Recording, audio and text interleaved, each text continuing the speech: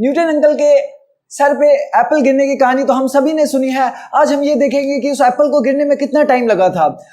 Newton uncle के पास कितना time था कि वो उससे भाग सकते थे। जब वो एप्पल गिरा तो उनके सर पे किस वेलोसिटी से हिट किया, इन सब के बारे में आज करेंगे। तो हेलो दोस्तों, मेरा नाम है आमिर और आप देख रहे हैं इंपॉर्टेंट क्वेश्चन। तो चलिए आज न्यूटन अंकल की कुछ इतिहास के बारे में पता करते हैं।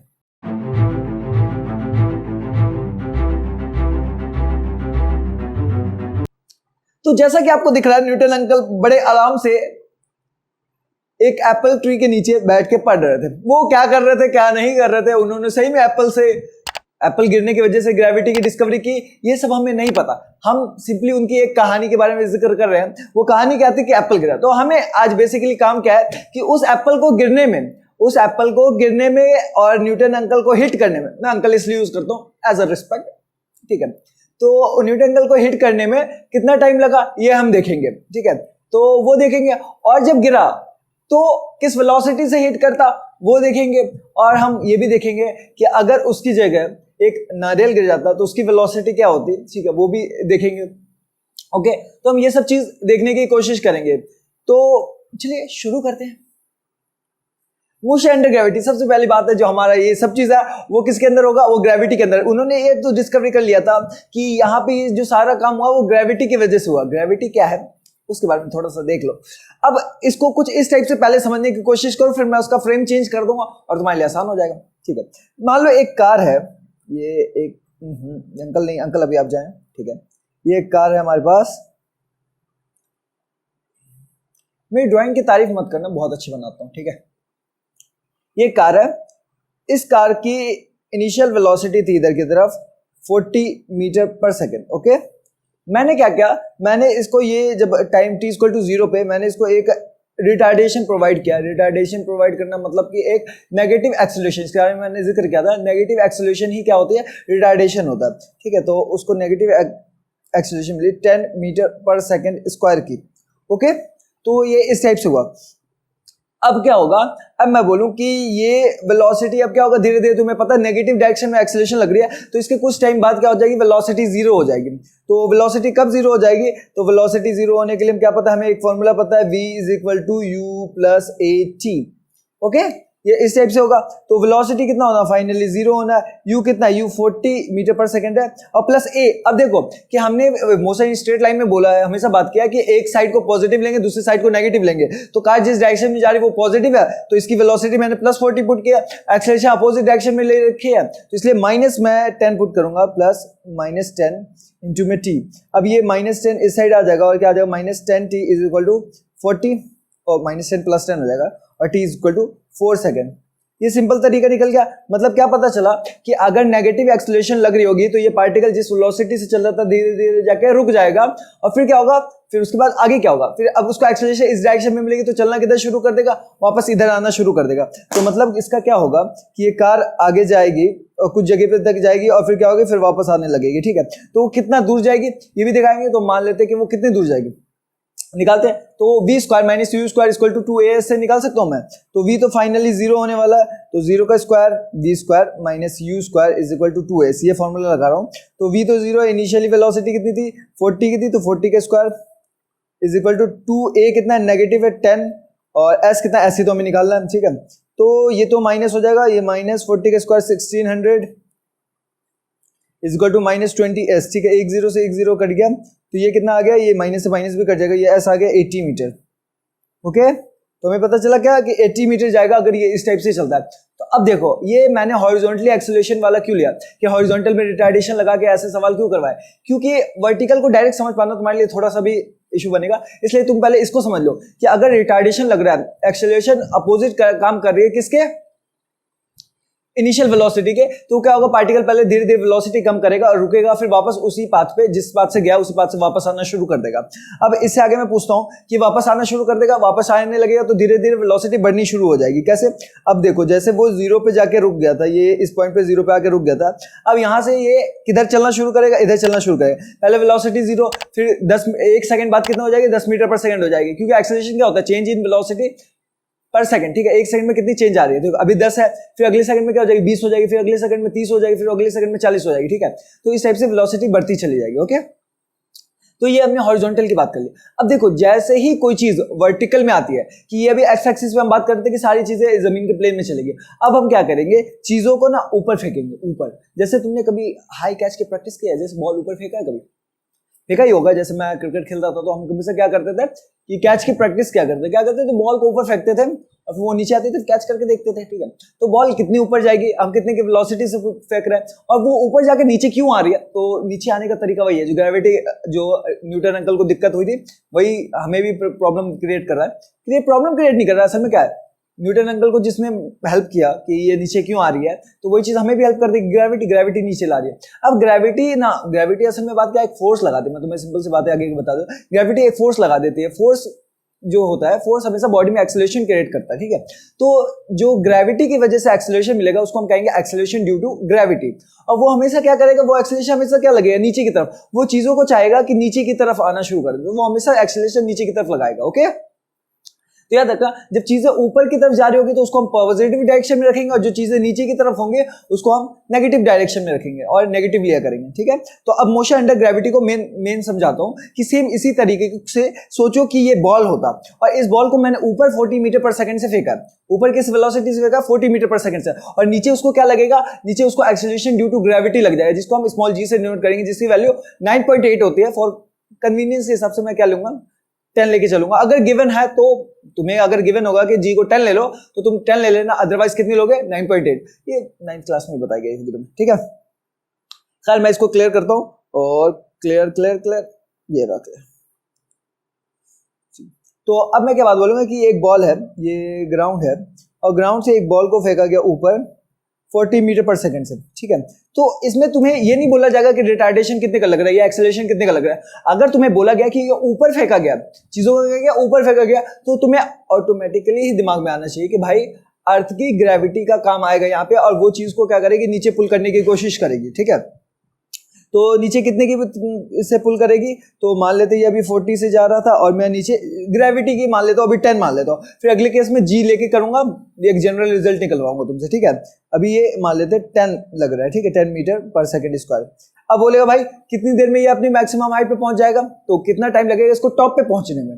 तो टॉप पे पहुंचने में क्या होगा कि जब ये टॉप पे पहुंचेगा तो क्या हो जाएगा भाई, इसकी वेलोसिटी 0 हो जाएगी। क्यों, क्योंकि उससे ऊपर तो वो जा नहीं सकता है। जैसे मान लो स्पीड कम होता गया, अब यहाँ पे ये अपनी वेलोसिटी 0 पे आ गया, अब इससे ऊपर जाने के लिए इसका वेलोसिटी नहीं है, तो यही इसकी मैक्सिमम पॉइंट हो गई। तो ये इतना पहुंच गया है और ये इसकी मैक्सिमम पॉइंट हो गई, तो हम क्या बोलेंगे, ये इसकी मैक्सिमम हाइट है।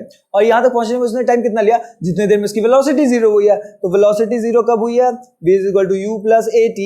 u v कितना है, v 0 हो जाएगा, u कितना है, u 40 है, a कितना है, a हमारे पास है 10 मीटर पर सेकंड, नो नीचे की तरफ माइनस लूंगा मैं, -10 मीटर पर सेकंड इंटू में t, ठीक है। तो ये माइनस वाला इधर आ जाएगा 10 मीटर पर सेकंड का, m को हटा रहा हूँ, ये लगा दिया मैंने 10, और ये 40 और यहाँ पे t भी था, तो t = 4 सेकंड। तो हमें क्या पता चला, ये 4 सेकंड में ऊपर पहुंच जाएगा। कितना दूर जाएगा, तो हमें पता, वो सिंपल फॉर्मूला क्या लगाना, v² - u² = 2as, ठीक है। तो v² - u² = 2as, तो हमें पता चल जाएगा वो कितनी दूर गया। ये अभी मैंने किया था, लिंक फिर भी करवा दे रहा हूँ। तो v का स्क्वायर 0 का स्क्वायर माइनस में u का स्क्वायर 40 का स्क्वायर, और 2a कितना हमारे पास -10, और s हमें निकालना है। माइनस क्यों ले रहा हूँ, क्योंकि ये याद रखना, ऊपर वाली डायरेक्शन जो भी चीज होगी, ऊपर जो जा रही होगी उसको मैं पॉजिटिव लूंगा, और जो नीचे आ रही होगी वो नेगेटिव लूंगा, ठीक है, क्लियर। और वो पूरे इक्वेशन, पूरे सिस्टम के लिए अब वही रहेगा, वो चीज जो ऊपर वाली है वो पॉजिटिव, जो नीचे वाली है वो नेगेटिव हमेशा, ओके। अब क्या होगा, इसको मैं सॉल्व करूं तो -1600 = -20s, ठीक है। तो ये कट गया, और हमारे पास आ गया 80 मीटर। तो डिस्प्लेसमेंट हमारा कितना आ जाएगा, 80 मीटर। तो ये पता चल जाएगा कि ये 80 मीटर जाके रुक जाएगा, और इसकी वेलोसिटी 4 सेकंड बाद 0 हो जाएगी, = 4 सेकंड बाद 0 हो जाएगी। और मैक्सिमम हाइट कितना हो जाएगा, h मैक्सिमम कितना हो जाएगा भाई, h मैक्सिमम हो जाएगा 80 मीटर। अब ये क्या करेगा, वो वापस आना शुरू करेगा। अब ये जब वापस आना शुरू करेगा, तो एक बात बताओ, सबसे पहली बात है कि ये गया और वापस आया, तो ये टोटल टाइम कितना लगेगा, कि जैसे मैंने मान लो कि एक बॉल फेंका ऊपर, और वो मैं क्या काम, वो ऊपर जाएगा, ठीक है, और वापस नीचे आएगा, ठीक है।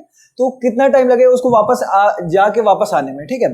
तो मैं ये निकालने की कोशिश करता हूँ, तो कितना टाइम लगेगा, तो जितना ऊपर पहुंचने में 4 सेकंड लगा, तो नीचे उतरने का टाइम निकाल लो। या एक बात बताओ कि अगर ये ऊपर गया और फिर वापस नीचे आया, ऊपर गया वापस नीचे आया, तो डिस्प्लेसमेंट कितनी हो गई, डिस्प्लेसमेंट कितनी हो गई भाई, सिंपल बताओ। जैसे अभी पुराना वाला क्वेश्चन था, एक कार गया यहाँ से यहाँ गया और वापस यहीं आ गया, तो कितनी हो गई डिस्प्लेसमेंट। इस केस में तुम 0 बता रहे हो, तो यहाँ क्यों नहीं 0 बता रहे, ये गया वापस आ गया, तो डिस्प्लेसमेंट कितनी हो गई 0। तो अगर पूरा मोशन लिया जाए, पूरा मोशन को अगर हम देखें तो क्या हो रहा है कि डिस्प्लेसमेंट 0 हो रही है। तो अगर डिस्प्लेसमेंट 0 हो रही है तो मैं क्या लिख रहा हूँ, s is equal to 0, u is equal to 40, u 40 से फेंका गया था ऊपर की तरफ, एक्सेलरेशन -10, ठीक है। टाइम निकालना है तुम्हें, तो इनको मिला के एक इक्वेशन याद आती है भाई, ये इक्वेशन मैंने अच्छे से बताई, तीन इक्वेशन है जो हमेशा काम आ रही है अभी। तो s is equal to ut plus half at square, okay ये आ रहा है हमारे पास। तो s कितना है, डिस्प्लेसमेंट तो हमारी 0 हो गई, u कितना है, u है 40, और टाइम कितना है, टाइम तो हमें निकालना है, प्लस में हाफ, a कितना है हमारे पास -10, a तो -10 है, और इंटू में टी स्क्वायर, ओके। तो फिर ये क्या होगा कि ये उस साइड चला जाएगा, तो मैं लिखूंगा minus half into 10t square is equal to 40t, okay. तो अब हम क्या करेंगे, t से एक t को काट देंगे, काट दिया, ये लोग काट दिया, ठीक है। अब t इज इक्वल टू क्या हो जाएगा 80, ये 0 से ये 0 भी कट गया, ठीक है। तो ये तो सिंपली आ गया t equal to 8 second, okay. तो कितना आ गया टाइम हमारा 8 सेकंड आ गया। अब एक बात को ध्यान दो कि हमारे चढ़ने में कितना टाइम लग रहा था 4 सेकंड, और उतरने में भी कितना टाइम लग रहा है, और टोटल कितना टाइम लग रहा है 8 सेकंड। तो टोटल अगर मैं टोटल में से चढ़ने का टाइम माइनस कर दूं तो क्या मिलेगा मुझे, उतरने का टाइम। तो तुम्हें क्या पता चला कि जितने देर में चढ़ाई होती है उतनी देर में नीचे भी आता है, ठीक है। तो इसको हम क्या बोलेंगे, टाइम ऑफ एसेंट। ऊपर चढ़ने का टाइम टाइम ऑफ एसेंट, और नीचे उतरने का टाइम टाइम ऑफ डिसेंट, ठीक है। तो ऊपर चढ़ने का टाइम और नीचे चढ़ने का टाइम दोनों बराबर है, तो time of ascent is equal to time of descent. अगर मैं टाइम ऑफ एसेंट को टी ए कहूं, T A is equal to time of ascent, और T D is equal to time of descent, ठीक है। ये दोनों क्या होंगे, T A is equal to T D, और दोनों क्या होंगे, जो टोटल टाइम लगा, जो टोटल टाइम को मैं क्या कह दूं, टाइम ऑफ फ्लाइट कह दूंगा, ठीक है, कि कितने देर इसने फ्लाइट की है, ठीक है। या जमीन से निकला और वापस जमीन पे आ गया, तो इतने देर हवा में था, फ्लाइट में था, ठीक है। तो मैं उसको टाइम ऑफ फ्लाइट कह दूंगा और कैपिटल टी से डिनोट करेंगे। तो लेकिन ये कहा जाए टाइम ऑफ एसेंट और टाइम ऑफ डिसेंट बराबर है, लेकिन किसके, टोटल टाइम के हाफ के, टाइम ऑफ फ्लाइट के हाफ के। तो टोटल टाइम हमारा कितना आ जाएगा, टाइम ऑफ फ्लाइट कितना आ गया, टाइम ऑफ फ्लाइट आ गया 8 सेकंड का, ओके। तो ये हमने बेसिक सी चीज क्या निकाली है, ये बेसिक सी चीज हमने निकाली है कि अगर कोई बॉल को फेंकते हैं ऊपर तो वो कितनी देर में नीचे आता है। लेकिन हमने किस बात से स्टार्ट किया था, हमने ये बात स्टार्ट किया था कि न्यूटन अंकल को जो एप्पल हिट किया वो कितनी देर में पहुंचा था। मैं उस क्वेश्चन पे आऊंगा, वापस आऊंगा, लेकिन पहले थोड़ा आगे बढ़ते जाए, ठीक है। ये चीज है। अब मैं अगला करवाऊंगा तुम्हें, तो और एक जनरल केस करवा रहा हूं कि तुम कैसे निकाल पाओगे। कुछ हम मैथमेटिकल मॉडलिंग ऑब्जर्व तो कर लिया कि नीचे गिरेगा, ठीक है। एक्सेलरेशन लगा, हमने क्वालिटी भी चेक कर ली कि एक्सेलरेशन की वजह से होगा और इनिशियल वेलोसिटी की वजह से होगा, हमने एनालिसिस भी कर लिया। मैथमेटिकल मॉडलिंग कर ले, मैथमेटिकल मॉडलिंग कर लेंगे तो क्या होगा भाई, हम किसी भी जगह पे पुट करेंगे और आंसर निकाल देंगे, सिंपल। ओके, तो चलो मैथमेटिकल मॉडलिंग करते हैं। तो हम एक जनरल से चीजें लेके चलते हैं कि एक बंदा है जमीन पे खड़ा है, उसने यू वेलोसिटी से बॉल ऊपर फेंक दिया, नीचे की तरफ जी लग रहा है, तो हम क्या लिखेंगे भाई, सिंपल सी बात है कि initial velocity u, acceleration minus g. याद रखना माइनस क्यों ले रहा हूं, क्योंकि ये नेगेटिव डायरेक्शन में लग रहा है, नीचे की तरफ लग रहा है, माइनस जी, ठीक है। और वी हमें पता करना हो सकता है, ठीक है, वी हमें नहीं पता, ठीक है, कितने देर में नीचे आएगा। हमें एच मैक्स पता करना है कि कितना ऊपर तक जाएगा, वो हमें पता करना है, और एच कितने ऊपर तक जाएगा, जिसको हमने पिछली क्लास में पिछले क्वेश्चन में 80 निकाला था, ठीक है। और एच मैक्स निकालना, और क्या है टाइम, हाँ टाइम निकालना, टाइम ऑफ फ्लाइट को कैपिटल टी से डिनोट करूंगा, ठीक है।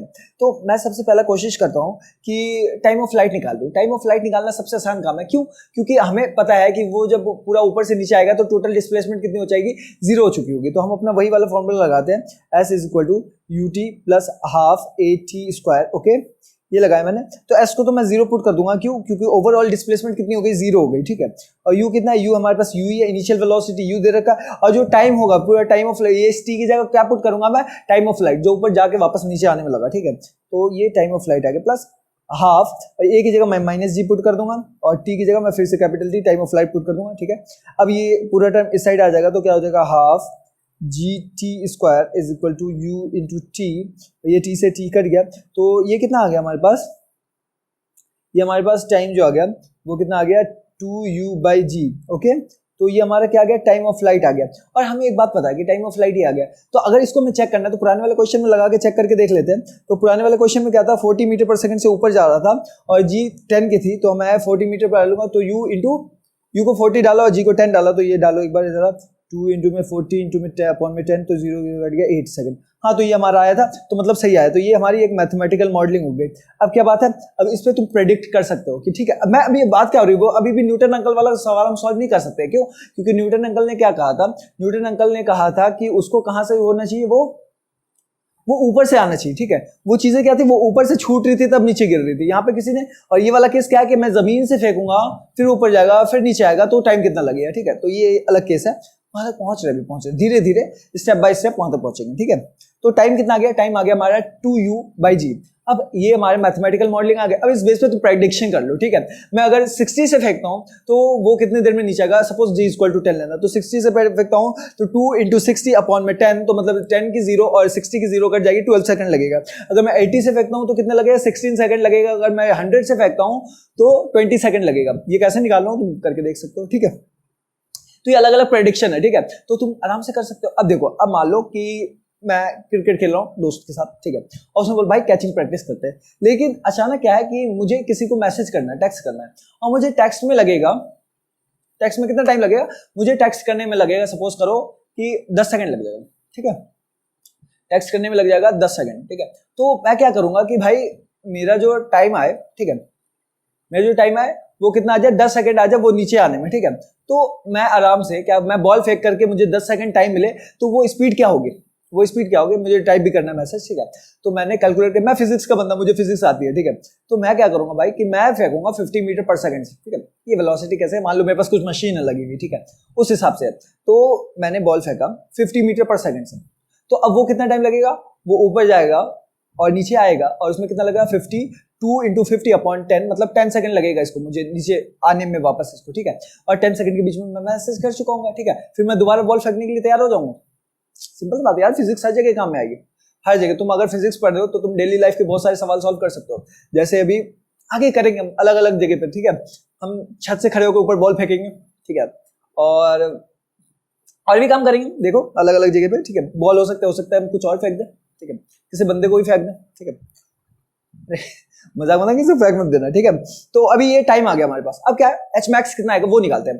तो एच मैक्स निकालने के लिए हमें पता है, ये तो सिंपल तरीका है, s equal to u t plus half a t में स्क्वायर में तुम टी की वैल्यू पुट कर दो। टी कितना पुट कर दो, ये 2u/g है, तो ऊपर चढ़ने का टाइम और नीचे चढ़ने का टाइम कितना होता है, बराबर होता, और वो टोटल टाइम के हाफ के बराबर होता है। तो सिंपली हम बोल सकते हैं टाइम ऑफ एसेंट और equal to time of descent और इज इक्वल टू t/2, मतलब टी की वैल्यू 2u/g अपॉन 2, तो u/g। ओके, तो टाइम ऑफ एसेंट और टाइम ऑफ डिसेंट दोनों बराबर होते हैं, जो u/g के बराबर होता है। ठीक है, ये पुट करके भी निकाल सकते हो। लेकिन एक दूसरा तरीका है जो हमारा क्या था, थर्ड इक्वेशन ऑफ मोशन, जो होता है v² - u² = 2as। हमें पता है कि वहां पे जाके फाइनल वेलोसिटी 0 हो जानी है, उसके ऊपर पहुंचने पे वेलोसिटी 0 हो जानी है। और वेलोसिटी जैसे 0 हो जाएगी, क्या होगा भाई, वेलोसिटी 0 होने के बाद क्या होगा, बोलो ना यार, वेलोसिटी 0 होगा तो हम एक्सेलरेशन और डिस्प्लेसमेंट वाले फॉर्मूले से हम क्या निकाल सकते हैं, डिस्प्लेसमेंट निकाल सकते हैं कि कितना वो डिस्प्लेस हो चुका होगा जब वो वेलोसिटी 0 हुई थी। ठीक है, तो वेलोसिटी, तो हम इक्वेशन पुट करते हैं v² - u² = 2as। तो v की जगह मैं क्या पुट करूंगा, 0, क्योंकि फाइनली भी 0 हो जाना। u कितना है, u हमारे पास है u का स्क्वायर, हमें तो जनरल रिजल्ट निकाल लें। और a कितना, a - g के बराबर है, तो a की जगह में -g क्यों नीचे लग रहा है, और s क्या डिस्प्लेसमेंट मान लेते हैं, h max हो जाएगी कि हमारी मैक्सिमम हाइट पे होगा वो, क्योंकि उसके ऊपर तो अब जा नहीं सकता। ठीक है, तो अब -u² = -2gh max। ओके, तो माइनस से माइनस कट गया, तो u = कितना हो जाएगा, ओ हमें सॉरी, हमने क्या निकालना था, हमें निकालना था h max निकालना है, तो u² अपॉन 2g, तो h max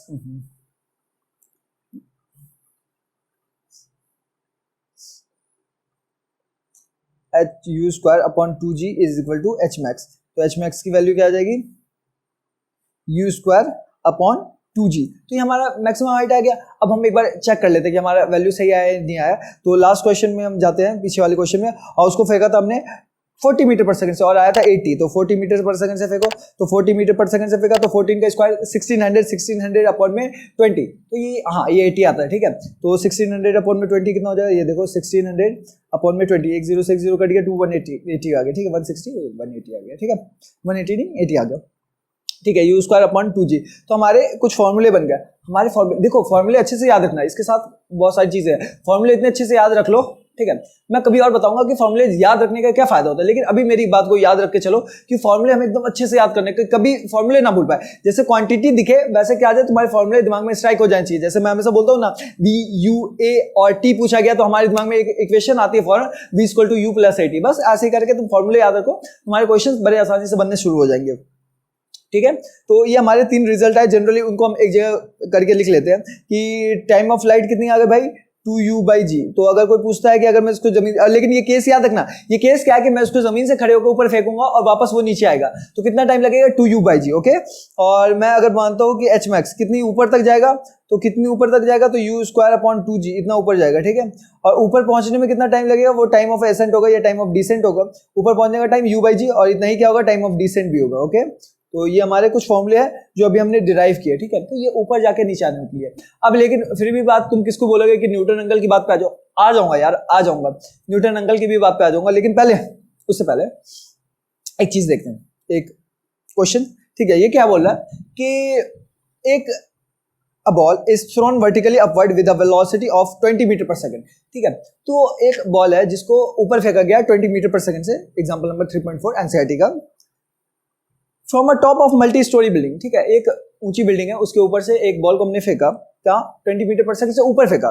तो मान लेते हैं कि हम इसका डायग्राम अगर कुछ मैं ड्रॉ करना चाहूँ, तो ये डायग्राम तो यहाँ ड्रॉ करता हूँ, चलो ठीक, नहीं ये सही नहीं रहेगा, चलो यहीं ड्रॉ करता हूँ। तो यहाँ पे ये बिल्डिंग है और बिल्डिंग की हाइट कितनी दे रखी है, from a multi storey building, ठीक है, ये बतानी है। और बॉल ऊपर फेंका अभी हमने, बॉल ऊपर कितने से फेंका हमने, 20 मीटर पर सेकंड से, ठीक है। तो तुम्हें क्या दे दिया, तुम्हें जैसे जैसे जो चीज गिवन होती जाए वो लिखते जाओ साइड में, ठीक है। तो इनिशियल वेलोसिटी दे दिया, ऊपर की तरफ दिया तो प्लस 25 मीटर पर सेकंड, ओके, ये हमें गिवन है।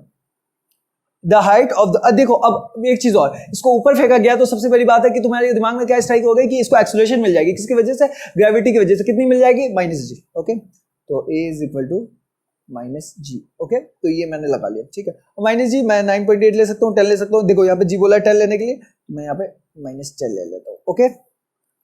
इसमें क्या दिया, टेक g = 10, ठीक है। The height of the ball of the point from where the ball is thrown is 25 metre from the ground। मतलब बोला गया कि जहां से इसको बॉल को फेंका गया, मतलब हाइट ऑफ द बिल्डिंग ही दे रखी है तुम्हें, ये कितनी है, और ये है ग्राउंड से 25 मीटर की। अब देखो, अब यहाँ पे जो डिस्प्लेसमेंट है कि तुम पहले ही क्या हो रखे हो कि जमीन से कुछ दूरी पे हो, कितनी दूरी पे हो, तो अगर डिस्प्लेसमेंट को निकालोगे तो जमीन से तुम ऊपर से किधर की तरफ मेजर करते जाओ। तुम अगर बिल्डिंग के टॉप पे खड़े हो, तुम्हें कहां तक आना, ग्राउंड तक आना, तो ग्राउंड से कितनी दूर पे डिस्प्लेस हो रखे हो, तो तुम बोलोगे -25 पे। क्यों, क्योंकि तुम उसको काउंट करते करते नीचे आ रहे हो, ठीक है। तो याद रखना कि अगर किसी तुम हाइट, टॉप हाइट पे खड़े हो तो डिस्प्लेसमेंट लोगे तो हमेशा माइनस में लोगे। क्यों, क्योंकि तुम नीचे की तरफ मेजर करते आ रहे हो। हमने क्या बोला, नीचे की डायरेक्शन में मैं जब भी जाऊंगा तो क्या बोलूंगा, नेगेटिव। तो तुम्हें ग्राउंड तक पहुंचने में कितना लगे, -25, ओके, ठीक है।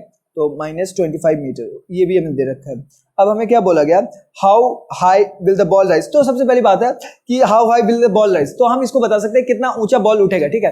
इसके दो जवाब है कि एक जमीन से और एक जहां से हमने थ्रो किया। तो पहले हम मानते हैं कि जहां से हमने थ्रो किया, तो जहां से थ्रो किया तो सबसे सिंपल तरीका है कि थ्रो करके कितना ऊंचा जाएगा, इसका तो अभी हमने जस्ट फॉर्मूला पढ़ा ना, क्या पढ़ा, u²/2g। तो लगाओ भाई, तो u²/2g अगर मैं लगा देता हूं तो hmax = हो जाएगा u²/2g। तो u कितना है, u हमारे पास है 25 × 20 मीटर पर सेकंड × 20 मीटर पर सेकंड 2 × में 10, तो ये आ जाएगा 20 मीटर। तो एचमैक्स आ जाएगा क्या, 20 मीटर। ये 20 मीटर कहां से है, तो हम ये बोलेंगे 20 metre high from the building. ये बिल्डिंग से 20 मीटर ऊपर जाएगा, ठीक है। 20 मीटर फ्रॉम बिल्डिंग से 20 मीटर ऊपर, ओके। और पूछ रहा है कि हाउ, ठीक है। और इसको अगर मैं जमीन से बताना चाहूँ तो जमीन से कितना हो जाए, तो बिल्डिंग जमीन से कितने नीचे है, 25। तो मैं इसको क्या बोलूंगा, 45 मीटर फ्रॉम ग्राउंड, ठीक है। इसके दो आंसर बन सकते हैं कि हमें जैसा पूछा जाए उस हिसाब से हम बताएंगे। हमें अगर पहले देखना पड़ेगा कि पूछा कहां से गया, इसमें कुछ नहीं पूछा गया तो हम इसको दोनों बता के दे देंगे कि 20 मीटर फ्रॉम बिल्डिंग या 45 मीटर फ्रॉम ग्राउंड, हम किसी भी तरीके से बता के इसको बता सकते हैं, ठीक है। बी क्या, how long will it take to take, how long will it be before the ball hit the ground, ठीक है। How long will it be before the ball hit the ground, ठीक है। अब वही पूछा जा रहा है कि कितना टाइम लगेगा उसको वापस जमीन पे हिट करने में। तो क्या मैं 2u/g लगा सकता हूं, तो बोला कि ऐसा नहीं है, ऐसा हम नहीं लगा सकते। क्यों नहीं लगा सकते, क्योंकि जब हमने जो फॉर्मूला बनाया 2u/g, इसलिए फॉर्मूले के साथ यही भी याद होना चाहिए कि हम फॉर्मूला किसके लिए बना रहे हैं, ठीक है। तो जो हमने फॉर्मूला 2u/g बनाया उसमें बंदे कहाँ से थ्रो कर रहे थे, जमीन से थ्रो कर रहे थे, वो बॉल वापस कहाँ आ रही थी, जमीन पे आ रही थी, ठीक है। लेकिन इस केस में क्या होगा, इस केस में बोला कि वो टॉप से थ्रो कर रहा है, तो वो बिल्डिंग के टॉप से थ्रो कर रहा है। तो इसके दो तरीके हैं, एक तो पहले मैं वो टाइम निकाल लूं कि जब ये जमीन से, मैं इसको दो तरीके से सवाल कर सकता हूँ, ठीक है। मैं दोनों तरीके से करके दिखाता हूँ, चलो ठीक है। फर्स्ट मेथड, ठीक है, इसको मैं क्या करूंगा, पहला मेथड क्या करूंगा कि ये बिल्डिंग से जब ऊपर पहुंचे यहाँ पे, ठीक है, तो इसकी वेलोसिटी 0 हो गई होगी, फिर यहाँ तक तो वो ऊपर जाएगा, उसके बाद क्या होगा, उसके बाद वो नीचे आना शुरू होगा, ठीक है। तो एक सेकंड, ये इसके बाद अब नीचे आना शुरू होगा, यहाँ तक आएगा, ठीक है। तो मान लो इसमें t1 टाइम लगेगा, इसमें t2 टाइम लगेगा, तो नेट टाइम हमारा कितना हो जाएगा, tnet = t1 + t2। तो पहले t1 निकाल दो। t1 निकालने का सबसे अच्छा तरीका है कि ये पूछ रहा है कि अगर मैं 20 मीटर पर सेकंड से फेंकूं तो ऊपर टाइम ऑफ एसेंट, मतलब ऊपर टॉप पॉइंट तक जाने में कितना टाइम लगेगा। तो इसके लिए हमने फॉर्मूला निकाल रखा है। फॉर्मूला क्या होता है, t1 = t आ जाएगा हमारा कितना, टाइम ऑफ एसेंट क्या होता है, u/g। तो t1 कितना आ जाएगा, t1 आ जाएगा हमारे u20 है और g10 है, तो 2 सेकंड। तो हमें ऊपर जाने में कितना टाइम लगा, 2 सेकंड लगा। अब देखो, अब वहां से ऊपर से वो नीचे आएगा, ठीक है। तो ऊपर से अगर वो नीचे आ रहा है तो हम नीचे की, अब हम एक अलग मोशन सोचेंगे कि जो वहां से शुरू हो रही है और नीचे जमीन पे आके खत्म हो रही है। तो अब देखो, जब जमीन पे आ जाएगा वो, तो कितना डिस्प्लेस हो चुका होगा। तो हम जानते हैं कि वो जब जमीन पे पहुंच जाएगा तो वो डिस्प्लेसमेंट उसका हो जाएगा 45 मीटर का। क्यों, क्योंकि जमीन से तो वो ऊपर 45 मीटर पे था। तो कितना हम डिस्प्लेसमेंट कितना पुट करेंगे, तो डिस्प्लेसमेंट हम पुट कर देंगे -45। क्यों, क्योंकि वो नीचे आएगा, ठीक है, -45 मीटर, ठीक है। तो हम नीचे की तरफ मेजर करते रहेंगे, क्योंकि वो ऊपर से नीचे उतर रहा है, तो डिस्प्लेसमेंट भी कितना होगी, नेगेटिव डायरेक्शन में होगी। एक्सेलरेशन कितना, एक्सेलरेशन -10 का है, ठीक है। और हमें टाइम तो निकालना ही है। और इनिशियल वेलोसिटी, जब वो ऊपर से जैसे चलना शुरू करेगा तो उसकी इनिशियल वेलोसिटी कितनी होगी। तो सिंपल सी बात है कि जब ये गया ऊपर और ऊपर जाके यहाँ रुक गया, तो मतलब क्या था, ये ऊपर जाके वेलोसिटी कम होते होते तो 0 हो गई। अब नीचे शुरू करेगा आना, ठीक है। तो पहले ऊपर गया, ऊपर इनिशियल वेलोसिटी कितनी, ऊपर जाके इसकी इस डायरेक्शन में जब ऊपर जाते हो फाइनल वेलोसिटी कितनी हो गई, 0 हो गई। अब इस मोशन को हटा दो, अब इसको शुरू करो। तो इस केस में क्या होगा, इस केस में ये जो फाइनल वेलोसिटी इस केस में थी, इसकी इनिशियल वेलोसिटी बन जाएगी। तो ऊपर जाके क्या थी फाइनल वेलोसिटी, 0। तो वो 0 से स्टार्ट करेगा, और जो चीज 0 से स्टार्ट करेगा वो इस हिसाब से, तो ये इस हिसाब से मोशन को हम करेंगे कि अब एक पार्ट को हटा दिया ऊपर चढ़ने वाली को, अब सिर्फ नीचे गिरने वाली को शुरू करेंगे, जो इनिशियली 0 पर था लेकिन एक्सेलरेशन की वजह से उसकी वेलोसिटी बार बार चेंज होती चलेगी। ओके, तो ये याद रखना, at the top most point velocity with 0, ठीक है, वेलोसिटी 0 होगा but acceleration have some value, ठीक है, एक्सेलरेशन की कुछ वैल्यू होगी। इस केस में एक्सेलरेशन कांस्टेंट है तो कांस्टेंट ही रहेगा। तो एक्सेलरेशन 0 नहीं होता टॉप मोस्ट पॉइंट पे, क्या 0 होता है, वेलोसिटी 0 हो जाती है। ओके, तो अब तुम सिंपल सी बात है, SATU, इससे एक फॉर्मूला याद आ रहा है, मुझे तो याद आ गया, वो क्या है, S = UT + ½ AT²। तुम्हें भी याद आ जाना चाहिए यार, साथ साथ तब तो आ ही जाना चाहिए।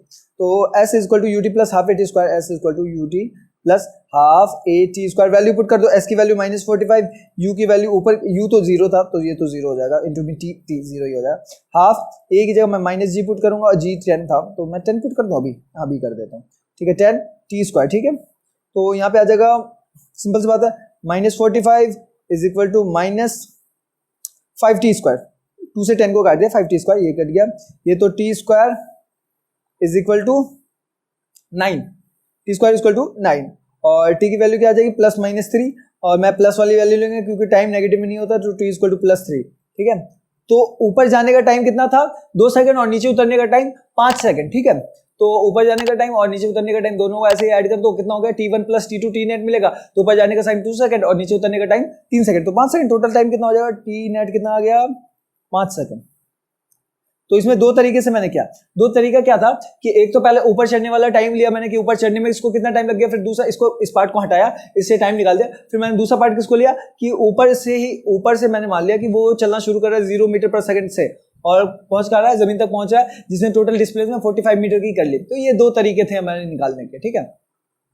अब देखो, अब इन दो तरीकों से मैंने आंसर तो निकाल लिया, इन दो तरीके नहीं, ये तो एक ही तरीके के दो पार्ट करके निकाले, ठीक है। अब दूसरा तरीका भी होता है। दूसरा तरीका क्या है, तो दूसरा तरीका सेकंड मेथड, देखो मैं सेकंड मेथड कहाँ दिखाऊं, चलो इसी को क्लियर कर देता हूँ, मैं सेकंड मेथड लिखता हूँ, ठीक है। तो या मैं साइड चेंज कर लेता हूँ, वो ज्यादा बेहतर है क्योंकि कंपेयर कर लेंगे फिर हम आराम से। सेकंड मेथड वो क्या कहता है कि भाई देखो, जब उसको तुम मल्टी स्टोरी बिल्डिंग से फेंको, कहीं से भी फेंको, तो जो ओवरऑल जो डिस्प्लेसमेंट होगी तुम्हारी, उसका फॉर्मूला लगा दो ना, s equal to u t plus half a t square में जो तुम्हारे नेट डिस्प्लेसमेंट वो लगा दो, टाइम तुम्हें तो दे देगा। देखो s कितना था, s equal to u t plus half a t square है, ठीक है। तो मैं इसको पूरा होल मोशन मानता हूँ कि इसको दो हिस्सों में नहीं तोड़ के मानता हूँ कि ये ऊपर गया और नीचे गया, तो डिस्प्लेस कितना हो गया, ये ऊपर गया और नीचे गया और फिर यहाँ पहुंचा, ठीक है। तो डिस्प्लेसमेंट कितनी हो गई, तो डिस्प्लेसमेंट इस बिल्डिंग की जितनी होगी नीचे की तरफ हो गई, तो मैं बोलूंगा डिस्प्लेसमेंट इस केस में हो जाएगा -25 मीटर, ठीक है, क्योंकि बिल्डिंग 25 मीटर की थी और ये नीचे की तरफ डिस्प्लेसमेंट हुई है तो नेगेटिव, ठीक है। एक्सेलरेशन डाल दो -10 और यू इनिशियल वेलोसिटी ऊपर डाल, इनिशियल वेलोसिटी ये याद रखना कि जब उसको फेंका गया था तो ऊपर फेंका गया था, अब वो +40 मीटर पर सेकंड से था, ठीक है।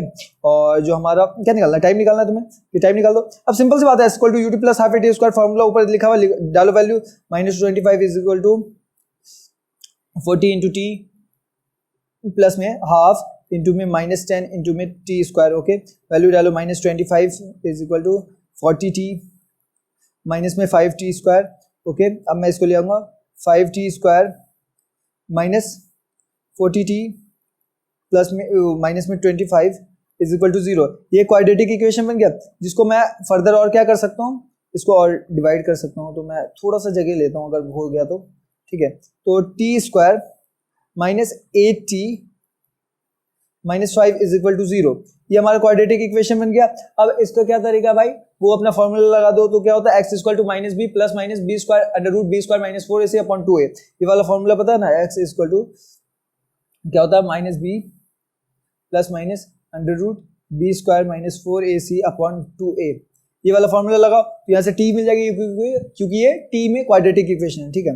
तो t इक्वल टू क्या हो जाएगा माइनस बी, तो माइनस बी हो जाएगा 8, क्योंकि b क्या है -8 है, तो माइनस बी क्या हो जाएगा +8 plus minus under b square 64 minus 4ac minus 4ac, तो 4 इंटू 1 4 और इंटू में -5, तो ये हो जाएगा +20 अपॉन में ये क्या हो गया, ठीक किया मैंने, देखना जरा भाई।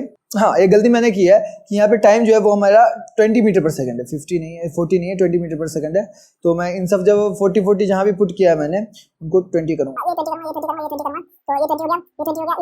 तो हमारा क्या हो जाएगा 5t square minus 20t minus 25, तो यहाँ पे हो जाएगा 5 से इसको करूँगा तो 4 होगा ये, तो ये 4 हो गया और ये भी हमारा 4 हो जाएगा और यहाँ पे 4 का स्क्वायर हो जाएगा 16, ठीक है, अपॉन में 2a, 2 इंटू 1 2, ओके। तो टाइम की वैल्यू क्या आ जाएगी, टाइम की वैल्यू हो जाएगी 16 और प्लस 20 ये हो जाएगा 36 मतलब 6 अंडर रूट 36 6 प्लस 4 10/2, क्या आएगा हमारे पास 5 सेकंड आएगा। और दूसरा आंसर क्या आ जाएगा भाई, दूसरा आंसर आ जाएगा 4 minus 6 minus 2/2 -1 second,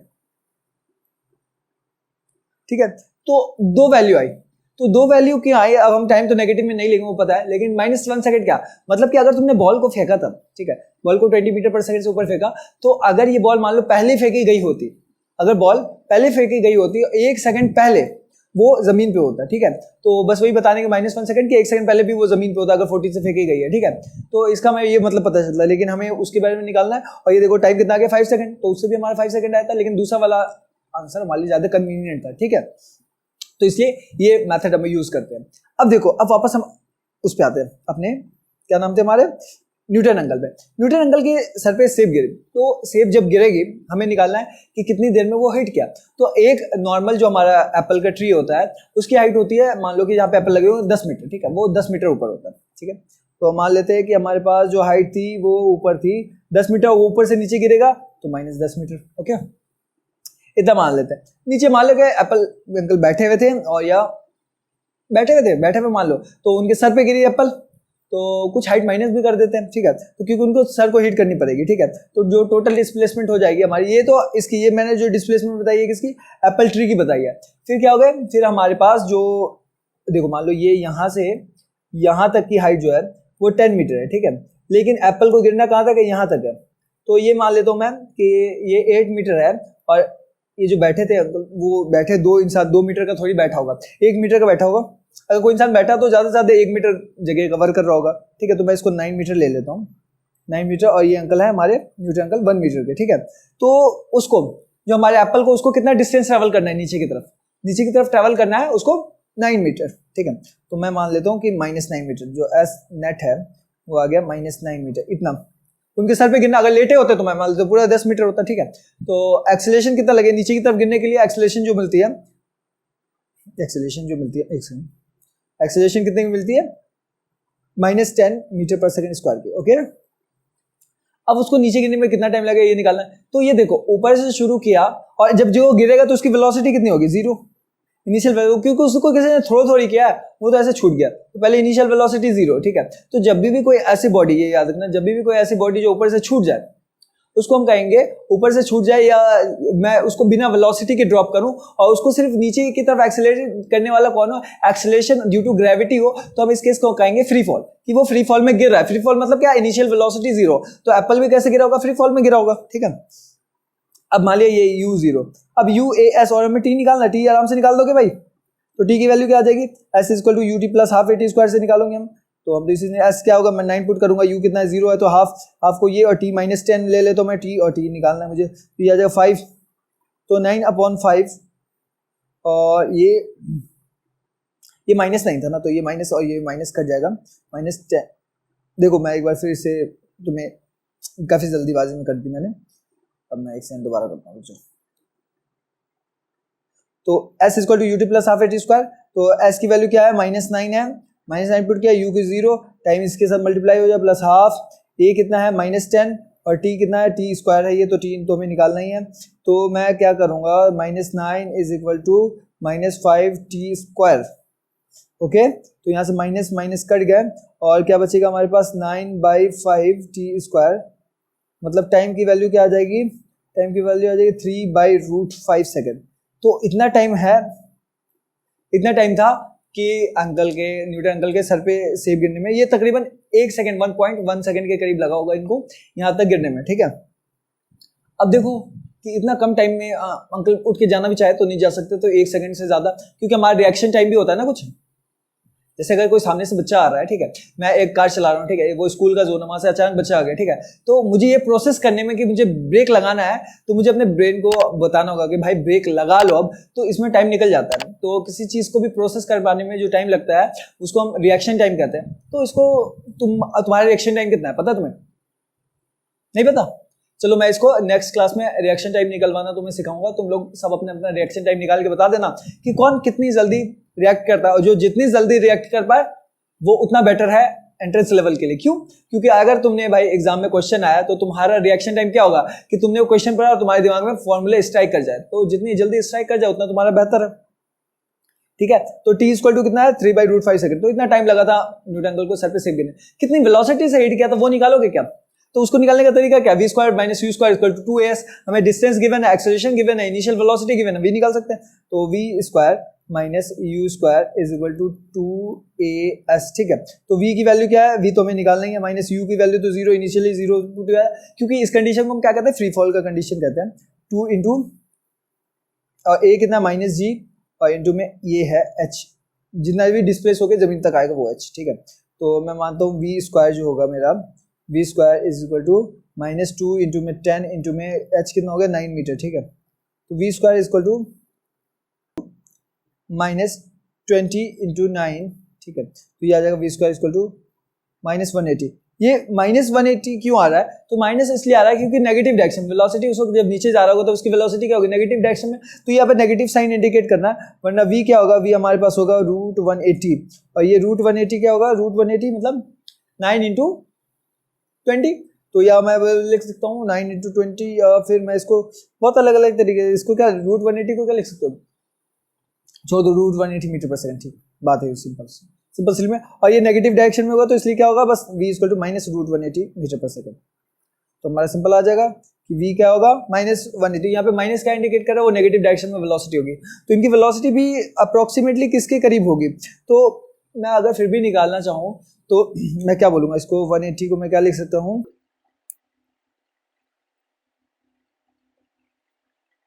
36 into 5 metre पर सेकंड, और फिर 36 को मैं 6√5, तो 6√5 मीटर पर सेकंड से होगा, ये हमारे पास तकरीबन कितना हो जाएगी, करीब 15 मीटर पर सेकंड की करीब की वेलोसिटी आएगी हमारे पास। ओके, तो इतने वेलोसिटी से अंकल को हिट किया था, हमने ये बात निकाली, और कितना टाइम लगा था उसको हिट करने में लगा था 9 मीटर का टाइम। लेकिन अभी हमने एक बात की कि जब हम किसी चीज को ऊपर से अचानक बिना जीरो वेलोसिटी से छोड़ देंगे तो वो केस क्या बन जाती है, वो फ्री फॉल की कंडीशन बन जाती है। और ये शायद एक ना एग्जांपल है तुम्हारे बुक में, वो करते हैं जरा, हम आओ जरा देखते हैं। हाँ, discuss the motion of object under free fall. एक फ्री फॉल में ऑब्जेक्ट का मोशन डिस्कस करो। नेग्लेक्ट द एयर रेजिस्टेंस, मतलब कि एयर की वजह से कोई रुकावट नहीं लग रही है, इसको नेग्लेक्ट करना है, ठीक है। तो वह चलिए शुरू करते हैं इसी पे। अंकल की तो बात हमने कर ली, लेकिन इसको शुरू करते हैं।